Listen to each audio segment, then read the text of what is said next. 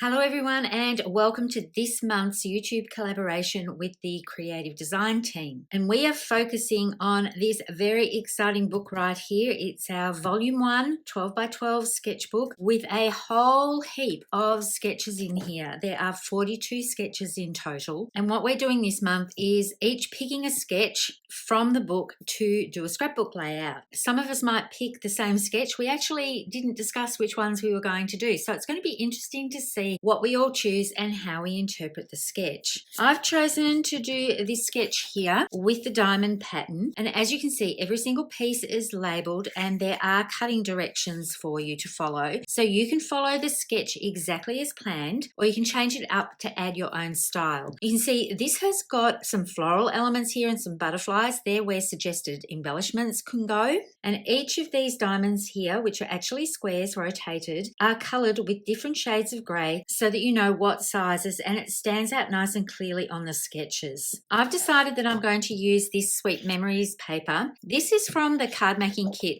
So the back side of this is a little bit different from the regular paper packet. So generally with the card making kit, you've got a hero type paper and then you've got a more generic style pattern on here. So I'm going to go ahead and I'm going to cut this piece, and I'm going to do this on camera because I think I'm going to change things up just a little bit from this sketch here. So I've brought in my trimmer and I know that the first square is 8 inches. So I'm just going to cut an 8-inch square and then rotate it and cut it again. And then these pieces I'm going to use for the rest of the layout. Now, what I'm going to change up with this is actually, instead of cutting all separate pieces of paper, I'm going to cut this diamond pattern out of one. Now, I have shown on my YouTube channel before how to gut a piece of paper when I'm using it for a background base. But in this instance, I'm just going to use that exact same cutting technique to cut squares that I'm going to use for my layout. So I'm just going 1 inch around on all of this. I'm going to do the first one so you can see what I'm doing on camera. I was running a workshop recently and one of the ladies actually asked me how to gut a piece of paper. So never assume that people know exactly what you're talking about when you say on camera, I'm going to gut this piece of paper. So I'm just going to continue this, going in 1 inch all the way around this square. And you can see I've gone a little bit over here, but it doesn't really matter in the scheme of things because when I put this on my page, it will be adhered down and there will probably be an embellishment going over top. So it doesn't have to be exactly perfect. But using a trimmer like this, you do have guides and you can see through so that you can get that almost perfect frame happening. And then I just need to do one more. Now I'm going to use White Daisy as a base for this, and I've decided that I think the charcoal will look good with this paper for what I have in mind. I'm not going to use the dark side.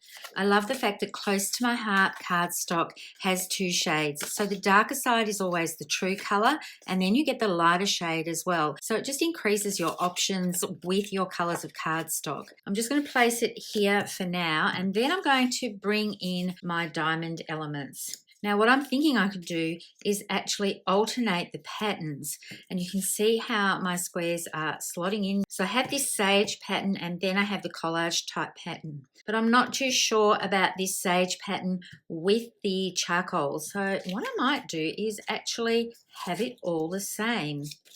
Now I'm going to line this up so that everything is matchy and all the patterns look the same. So all the patterns are fitted back in together, and you can't really tell that I have cut the squares in this, so I'm going to do some ink distressing. But I think what I'm going to do is actually rotate this and make this collage paper so that all the patterns aren't actually next to each other. I am going to be a little bit conscious of not having too much of the periwinkle with the periwinkle and the pinks with the pink.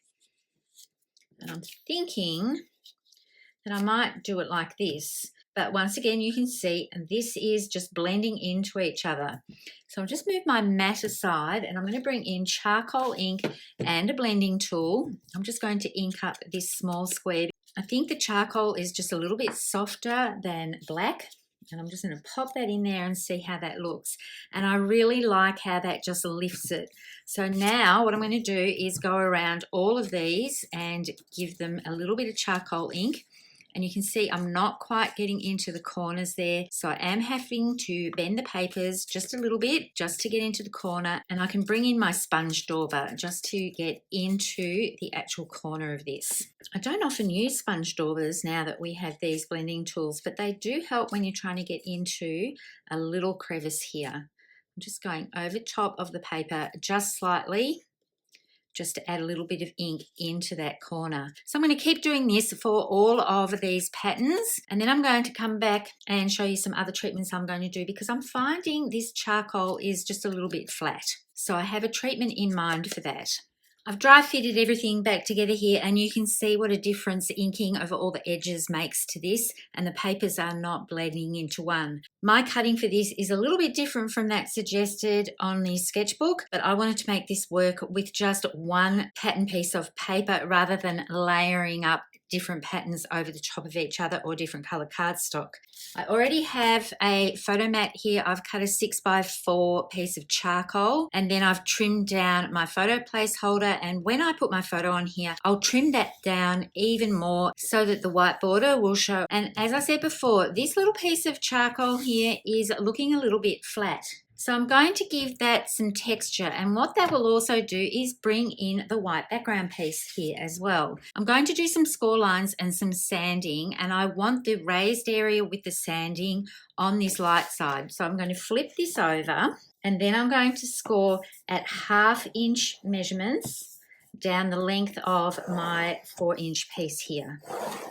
I don't want to press too hard because I don't want to tear the paper.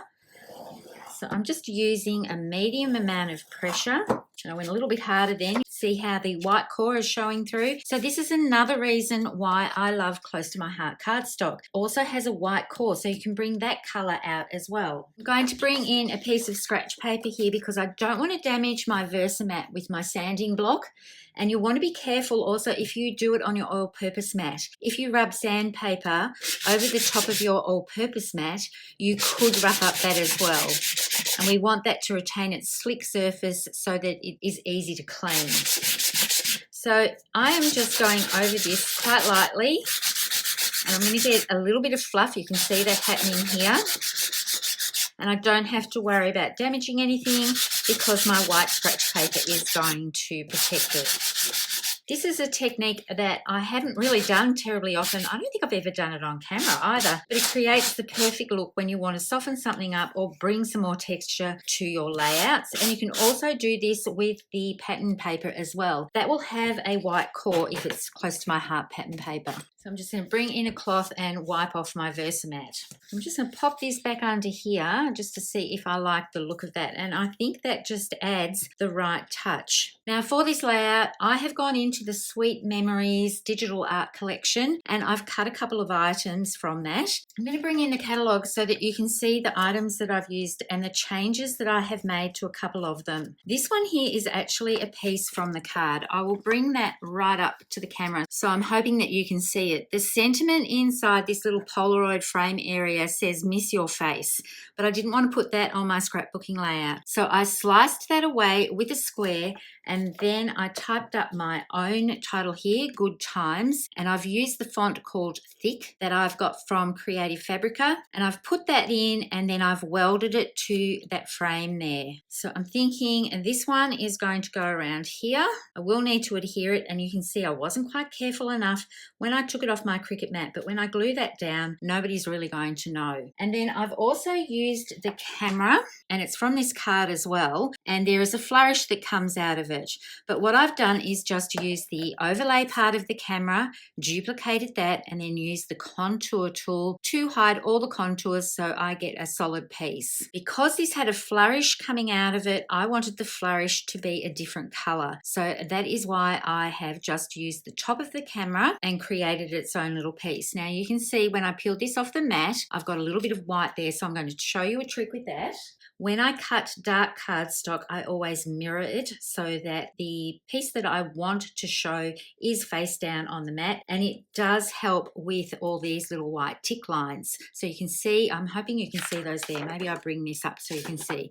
There's some little white tick lines underneath here. That actually doesn't appear when you mirror it. So basically it cuts it face down. But I have got a little white piece here. I've got my alcohol marker, my Spectrum Noir marker, and the black with this is perfect for hiding that little white piece that I had showing there. It just finishes it off so that it all looks gorgeous.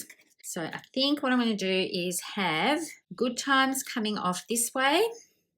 And then my camera, I've used black, and this is Seabrook, and I've used the dark side because I just found the sage was a little bit too strong and the Seabrook is nice and fresh for this. And then I'm going to have a flourish coming out of it. So the flourishes that were in the Sweet Memories digital art collection were a little bit more ornate and detailed and a little bit more formal, and I wanted a fun one. So I searched in Cricut on my purchases and I actually found 2 flourishes. So this is one of them that comes this way, and then there was another little one like this, and I welded those together. And then this is going to come out of my camera. So it actually replicates the design here without me trying to slice away that particular flourish that was there. I've also got a viewfinder that I'm going to use that's from this collection as well. So that's contained within the scrapbook layout. So I have just brought in the scrapbook layout and copied over the viewfinder and removed the rest of the scrapbook layout.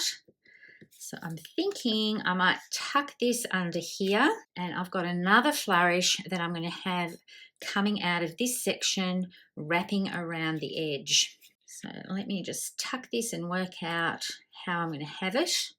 Maybe I'll go this way. I quite like how that looks. Quite often in the top sections of a photo, this area here doesn't have anything of note on it. I'm liking how that's looking. Now I'm going to bring in the right page so that you can see what I've done with that.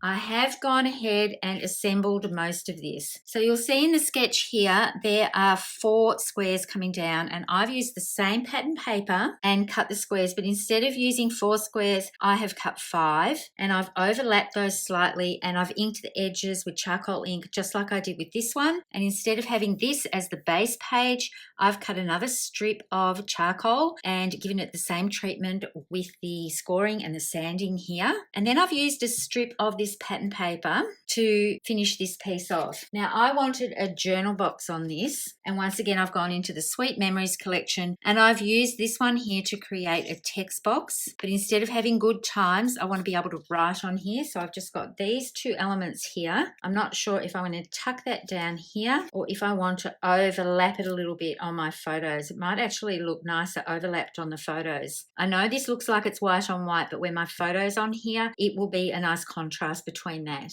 And I've got 2 more of these flourishes, and instead of having just one on here, I think I might tuck those under like this to ground this journal box that I've created. So I quite like how that looks. I'm going to adhere everything down and then I'll be back with some finishing touches. I've got all my elements adhered, and I thought I would just bring them up a little bit closer so that you can look at them.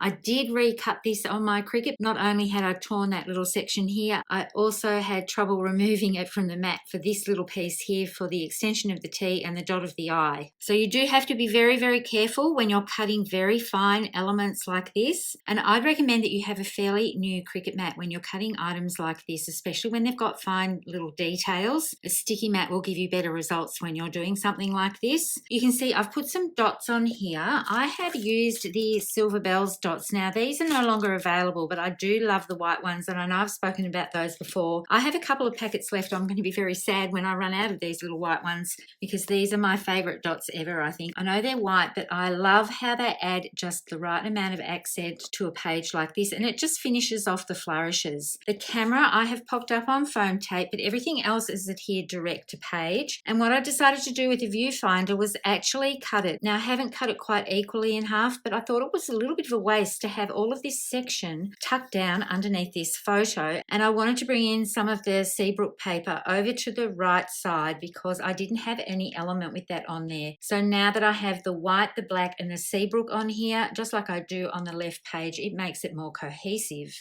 I'm going to bring in the sketch just to refer to it again and just remind you that this is part of the creative design Design Team YouTube collaboration. So make sure you check out the playlist below. Andrea and Erin have gone before me, and the rest of the creative design team will be following in the subsequent days from this video. So check back and see what they're doing with the sketches. I haven't got the little tabs here, and I did change the photo placement on this side just so that I could bring in some portrait photos that I know that I want to put on this layout. Pretty much kept to the sketch apart from the photo placement on this side and the positioning of the embellishments. And I have just this much left over, so I can use this for a card panel, or I can use the other side as well. So don't forget that pattern paper is double-sided, so if you want to do this sort of technique on it, you can pick a pattern paper and alternate the patterns rather than doing what I did and keeping it all the same pattern. I hope you enjoyed the mix of Cricut cuts with manual cutting for this and the few little techniques that I showed you. Thank you so much for tuning in. As always, happy crafting